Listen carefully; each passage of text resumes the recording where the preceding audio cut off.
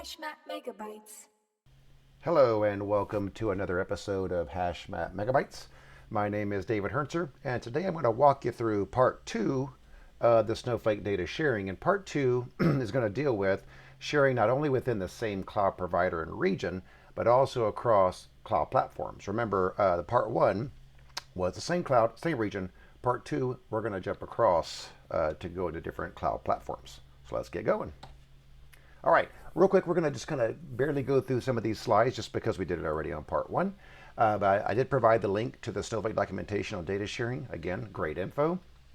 But one more time to pare it down, data sharing really is a provider or consumer concept, if you will. Tables, external tables, views, right? Materialized views, all via a share. And again, think of a share as in terms of like a file share, right? You add objects or add files to that file share, you share it out. When someone consumes, they get to see it. Same thing here, except through Snowflake, when you create a share, you're actually adding database objects to it. And then, of course, when someone consumes that, they get to see all the database objects. Once again, Snowflake has two types of sharing. Really, it's kind of a Snowflake account based, and then non. Non will be the third party, again, where the provider provides the data and the compute and everything. And the second one is, of course, where everyone has their own Snowflake account. And there's roughly three in there. We have same cloud and region, different cloud or region and marketplace. And today, our focus is going to be on sharing across different cloud or region. All right, I won't go through this slide again. Again, this is the exact same slide from part one, but I did want to put it here in case those who didn't watch part one, you want to see some of these, you can pause it here, read through these things, but it just kind of gives the difference between kind of traditional sharing and then how Snowflake data sharing really changes the game. All right, our use case, once again, is exactly the same. I'm a Snowflake customer, and I want to share sales data with a client. The players, once again, are exactly the same. My provider is a Snowflake account, and my client or my consumers are also Snowflake accounts. What drastically changes here are the parameters. So the consumer now resides in a different cloud or region other than the provider. For our purposes here, we're going to be different clouds. So our host is going to be in AWS for this example, and my consumer is going to be in Azure. So once again, the other three apply still.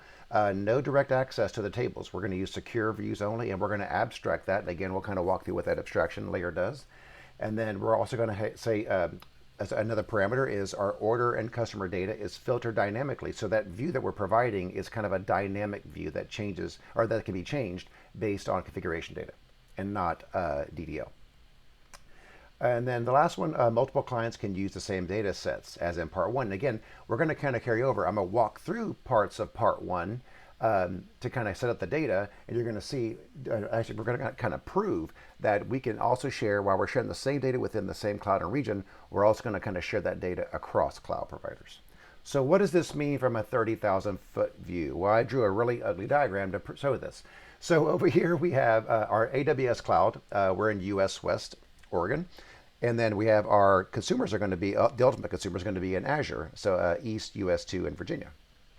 So the blue boxes here that you see in each cloud represent our providers' accounts, right? It's the people who are going to host the data. So the primary database is going to be inside the AWS, and it's under our Hashmap account. And we're going to have, just like in part one, we're going to have a share opened up to this consumer account that's also inside AWS. But then we have to go through the great cloud void, right? We have to get that data out of the AWS Snowflake account into the Azure Snowflake account. So again, what we're going to duplicate those databases across the platforms, and so it's going to show up as the exact same databases, but replicated into this account. And just like in the AWS, we're going to have a Azure Consumer that's going to be in the same region as this one. So they'll be able to be kind of set up in the exact same way. So I just wanted to kind of point this out and make sure everyone understands kind of the cross-cloud solutions. Technically, we're going to have 4 accounts. Did we really need this one here? Probably not. But we're going to have a provider in the primary account and a consumer. And then we're going to have a replicated provider and then a consumer from that replicated data. All right, let's jump right on into it. Get my worksheet up here. There we go.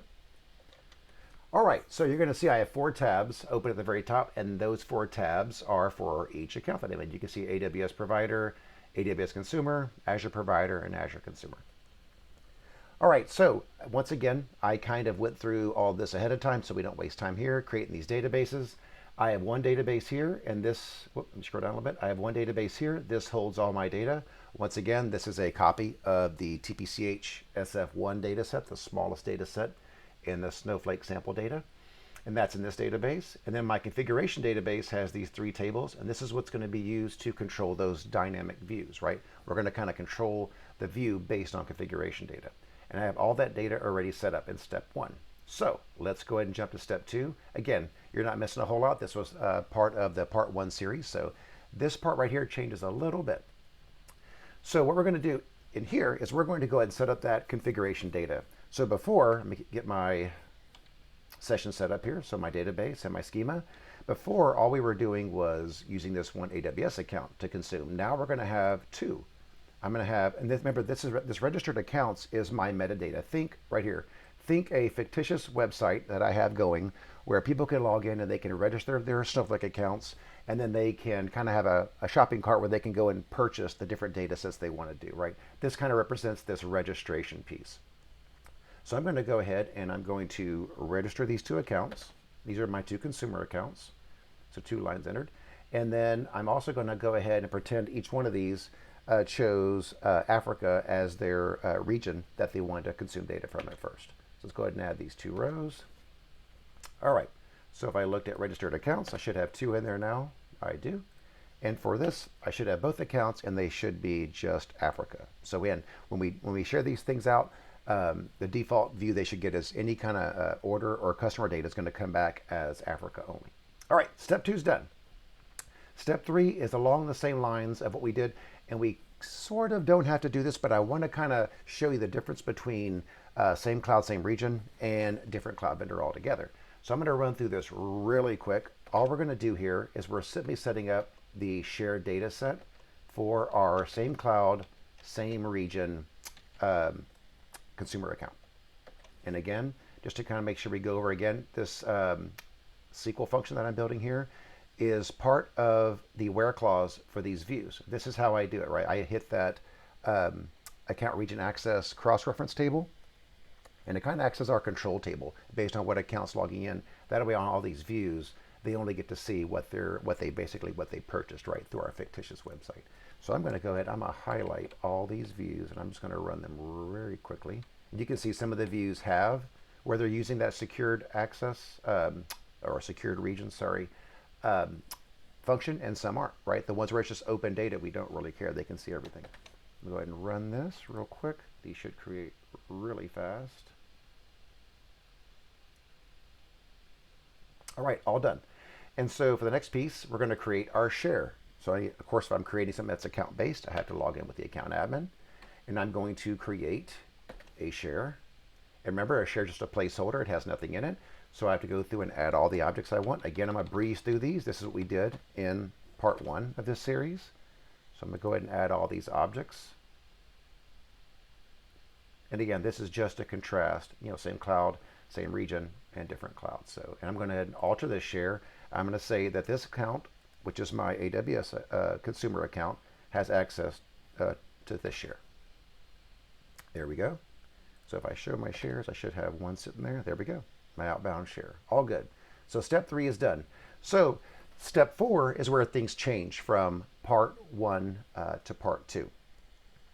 And because in part 1, we're simply sharing within the same cloud and same region. So I don't have to move data anywhere. We can all tie directly to the same data set, the provider's data set. Well, here now, we don't do that, right? If I'm going from AWS to Azure, I definitely want to make sure that my data is replicated over, because we don't want a ton of egress charges coming out, right? And plus, Snowflake doesn't allow it anyway. So this is the way you have to do it. So I'm going to go ahead and set up replication on these 2 databases that I want to share to my Azure Provider account. So once again, I'm going to set up account admin because I'm making account changes. And I'm going to say on this database, I'm going to enable replication to this account. And this account is inside my Azure training area. So I'm going to go ahead and set up replication on this one, set up replication on this one. And then now if I go and show replication databases, I should see 2, and I do, both my test and my configuration. And you can see they're both shared out to the training area. And again, these are the primaries. So you see that nothing's being replicated yet because there's no consumers of this. It's just showing these. And if you ever want to look at what accounts that you have replication enabled, you can click Show Replication Accounts, and it will show that as well. All right, so real quick, before we jump over to the the Azure section, let's jump back in here. Let's make sure that all of our shared data that we just set up, let's make sure we can see everything. So I'm going to quickly come into my AWS Consumer account and just make sure, just like in part one, that I can see the data that I'm trying to replicate and share over. So once again, I have to create the database from that share. If I say show shares, let me show that. I can see it here. I have one inbound share. So I'm going to go ahead and create a database off that share. And that fast, I have a shared data set. If I refresh this screen or refresh my view here, I'll see now my shared data set come across. All right, and if I run this statement, I should see my data. There we go. And you can see it's all coming up with Africa as well. So right now we're good. The AWS side is set up. I have all my databases set up. I enabled replication. So now I need to go to my Azure account, my other provider account, and get that data over there for my other Azure consumer. So I'm going to go ahead and jump over here. And again, it's kind of the same process, right? When I come into this Azure Provider, it's kind of the same process of building all my initial data sets, except what I'm going to do is, I'm going to show it replication accounts again, just so you see I have both of them. So this is in my AWS, and you can see it's in AWS West 2. And then I'm also have replication set up for my Azure US East 2. And I'm going to create a database inside here, just like I would on my other provider account. I'm going to give it to sysadmin as well. So these databases are now just placeholders, right? They're just sitting here ready. And what I did when I said create database, I made sure I put as replica of this database. So now that tells Snowflake, hey, when I kick off replication, when I say refresh this database, this is where you're going to pick up all the changes. And I'm going to do that. And we're going to talk about some of these things while this is going, because sometimes if it takes too long, I may go ahead and stop the video and then re-kick it off. I've seen this replication, there's a couple million rows I think in here. I've seen it take anywhere from 15 seconds up to 2 minutes. I guess it depends on how busy the Snowflake services are behind the scenes. But and again, what this is doing is it's saying, since I've never replicated anything, it goes back to that primary database that's sitting off in AWS, and it's saying, give me all the data and rebuild everything. Oh, it's already done. That was quick, 20 seconds. And rebuild everything inside of the Azure provider, right?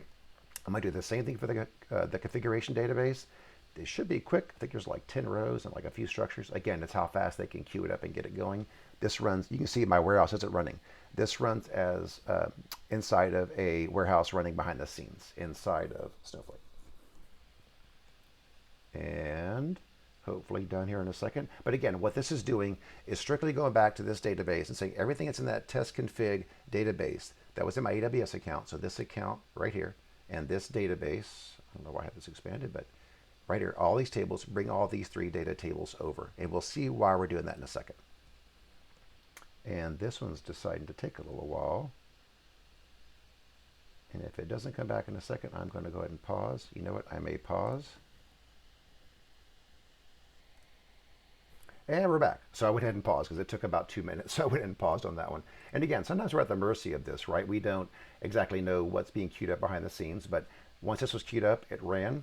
So it took about 1 minute and 54 seconds. Again, that's just something that happens there behind the scenes at Snowflake.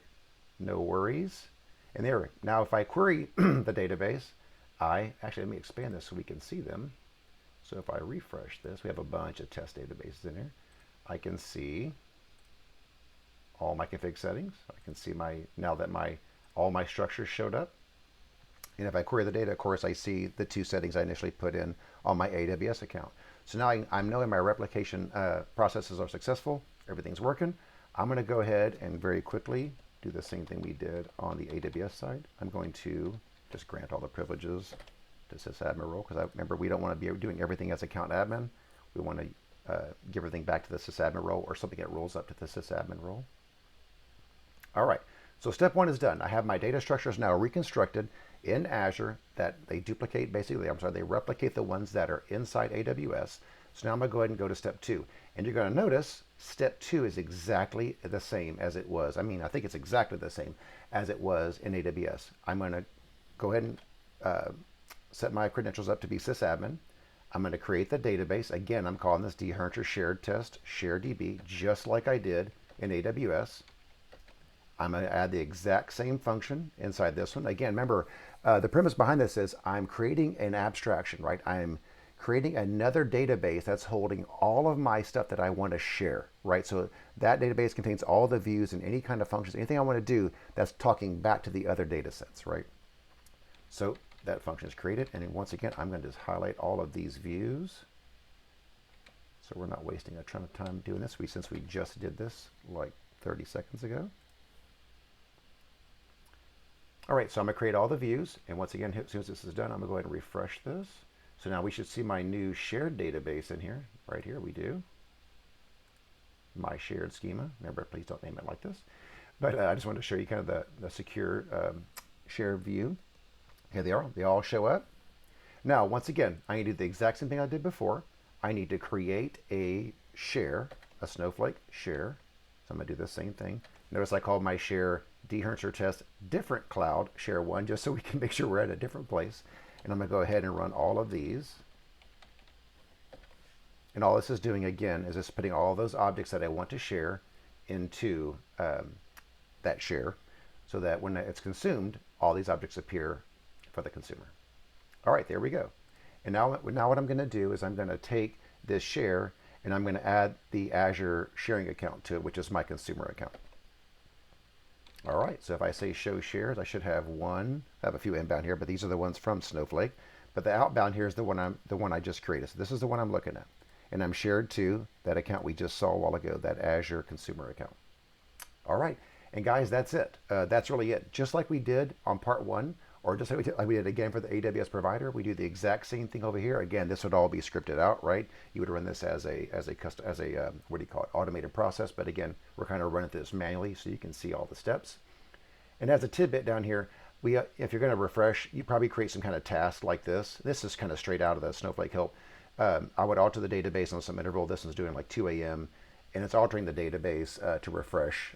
So nightly, it's refreshing both those. I don't want to do that. I'm just saying this is how you would do it if you want to refresh it on an interval. There's many ways you could refresh the database, but ultimately what you have to do is alter the database and use the refresh parameter.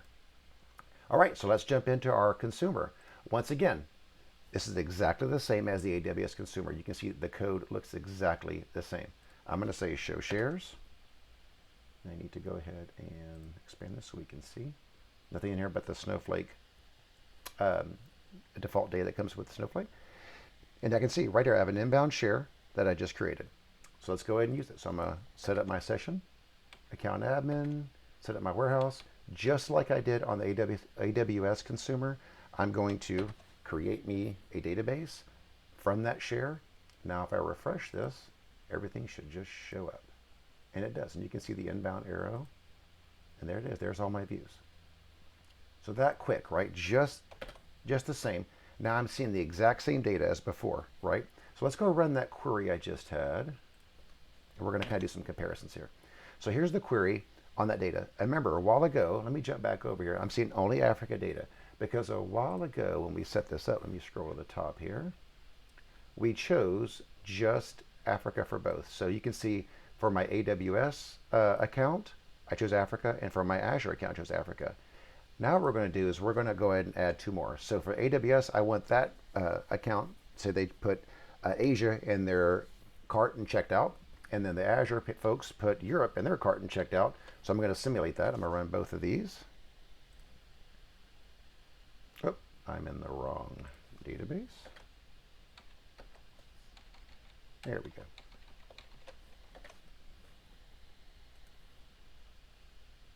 All right, here we go. Let's make sure I did this right. Okay. Just had an extra statement there. All right, so now we see they both originally had Africa, and now the AWS Consumer has Asia, and the Azure Consumer has Europe. So let's quickly jump over to the AWS Consumer again. And again, remember, this is one that's tied directly. Remember, same cloud, same region. It's tied directly to the data set. So if I go and run this query inside the AWS Consumer, I'm going to see now I can see Asia and Africa, right? Both show up right away. Where if I go to the Azure Consumer and I run that same statement, I'm only going to see Africa. Once again, I'm not hitting the primary data set, right? So say my website is updating this one data set, there'd probably be an event that would trigger something, right? And that data would be replicated over again. So I'm gonna go ahead and simulate that replication. Let's hope this one doesn't take a minute. It should be faster, hopefully. So I'm gonna come over here, where is that? Right here. So on this config database, right, that I'm pulling from my AWS primary account, I'm gonna go ahead and replicate that. Let's hope it just takes like 5 seconds. It's 3 seconds. If it takes any longer, I'm going to pause it. And I'm going to pause. 1 second. All right, the Snowflake shared services evidently are pretty busy. What's probably happening is they're seeing my name, and it's probably hitting some spell check and exploding on my last name, since I have a very odd check last name. So now that data is replicated over, so if I come back over here, let's go ahead and go back to my provider account. And if I query that data set again, let's go down here. Where does my query? Oh, I don't have it turned on yet. Let's just do this. So registered accounts, account region access, and I'm going to hit preview data. Now this is in my Azure Provider account. And now we can see, after I replicated, the other 2 rows show up. So again, this will probably be kicked off again by some event or maybe a nightly process. However, whatever the sync is needed to get that data replicated across in a time that an SLA that you worked out with your consumers. So now if I go back over here and run that exact same statement again, I should see Africa and Europe, and I do. So again, all runs exactly the same. Truly the only difference between part 1 and part 2 really is that we had to enable replication on the accounts. We replicated the databases, and then of course we actually replicated, right, and actually pushed that data over. But on the Azure side, we set up the provider the exact same way as we did on the AWS. And that kind of keeps the scripts the same, kind of keeps everything working the same. Shouldn't be really difficult to deploy this. So let's jump over here and go. I have 1 or 2 more little tidbits I want to show you. Oh, and again, we can look at this too. This was for the nation key, since that was kind of tied to, I did not tie that in correctly. Oh, I'm joining back to the regular data. That's all right. I just want to make sure that we're getting all the data we need. There we go. No problem at all. All right, so what I want to do is, again, I'm going to go ahead and grant imported privileges back to my sysadmin. I want to be running things as my sysadmin when I'm doing all my normal work, not just account stuff. So now logged in as sysadmin, I can see the data I want to see. All right, so as a last tidbit, I kind of want to show what we would do if I wanted to maybe present this data differently again to my internal folks, right? I want to maybe I want to have a hierarchical view of how they see this data, or maybe I just want to share it with better words. Maybe the data I'm replicating is very cryptic. The column names, maybe it's call 1, call 2, that kind of thing. I hope not, but you never know. So what I'm going to do here, I'm going to go ahead and use this app, and I'm going to go ahead and create a database called dhernzer extra. Hopefully Snowflake doesn't blow up on that last name. I'm going to go ahead and say use the public schema. This is available to anyone inside that gets to use my dhernzer extra database. And I'm going to create a view. And this view is going to kind of take the current view that's out of that shared test DB. It's going to put it in a new database and kind of give the names something a little more easier to read, a little more easier to identify. Do the same thing for customer. So if I refresh this, I should see everything in here. There we go. There's my dhernzer extra database. Inside the public schema, I now have 2 views. So now if I go and query from those 2 views, now look, I have a region key, region name versus like our region key and our name. Kind of give it some more descriptive names. Again, does this really change the thing a lot? No. But it does show you how you can abstract this data. If I do the same thing for customer, it shows you how you can abstract this, and plus that I can customize these views. Maybe they don't need to see all the fields. Maybe it's confusing. Maybe there's a lot of junk that they don't need to see. Again, I can replicate everything, so I don't have to worry about the replication side of it, because I replicate the entire database. But if I want to build a view on top of that shared view to maybe tailor it to my my customers, I can. And as a last added thing here, you cannot do, of course, a get DDO, right? Because you can't see the create statement. But what you can do if you want to kind of do some analysis and get the metadata behind the actual share, you can. You can run describe and get that data back to see what the columns are and everything. So I believe that's it. Let me see here. Let's go back to my wonderful drawing. If I can find the screen, there we go. All right, there we go. So, in summary, so once again, Snowflake Data Sharing, extremely versatile, extremely powerful, powerful. We see how we can share from, like in part one, we can share from a provider to a consumer within the same cloud and region. And then now in part two, I can do that as well as share that exact same data set onto a whole different cloud, right, or a whole different region, however I want to rig that up. And again, guys, this is unlimited, right? Once you create a share, you can give this to an unlimited number of consumers. So again, our focus here on part two was, again, Snowflake account to account, but in a whole different cloud, right? And again, I just want to reiterate, the real only difference here is that we had to replicate a copy of the data.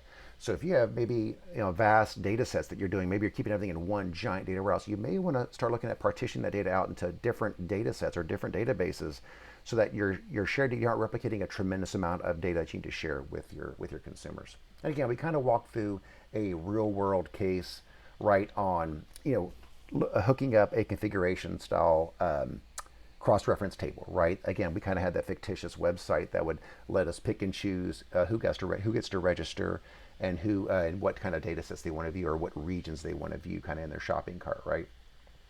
So again, real world use case. Hopefully that helps you guys out, gives you a little overview of kind of sharing data, not only within same cloud, same region, but also a whole different cloud altogether. And again, hope you enjoyed this megabyte. Thanks for watching, and please subscribe for more Hashmap NTT content.